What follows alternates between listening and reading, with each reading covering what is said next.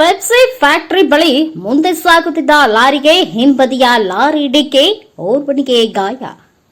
ಮುಂದೆ ಸಾಗುತ್ತಿದ್ದ ಲಾರಿಯೊಂದಕ್ಕೆ ಹಿಂಬದಿಯ ಲಾರಿ ಡಿಕ್ಕಿಯಾದ ಪರಿಣಾಮ ಘಟನೆಯಲ್ಲಿ ಓರ್ವ ಲಾರಿ ಚಾಲಕ ಗಂಭೀರವಾಗಿ ಗಾಯಗೊಂಡ ಘಟನೆ ಧಾರವಾಡ ಪೆಪ್ಸಿ ಫ್ಯಾಕ್ಟರಿ ಬಳಿ ಇಂದು ಬೆಳಗಿನ ಜಾವ ನಡೆದಿದೆ.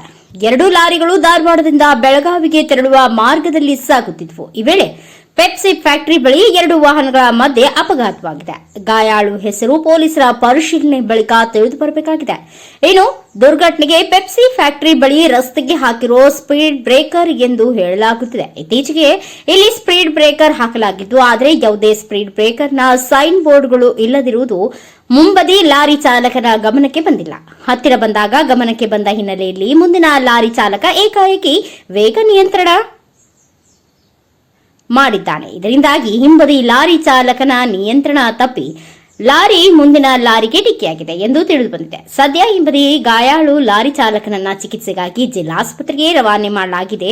ಧಾರವಾಡ ಸಂಚಾರಿ ಪೊಲೀಸ್ ಠಾಣಾ ವ್ಯಾಪ್ತಿಯಲ್ಲಿ ಈ ಘಟನೆ ನಡೆದಿದೆ. Santosh Medar, NKS TV 4 news, Dharwad.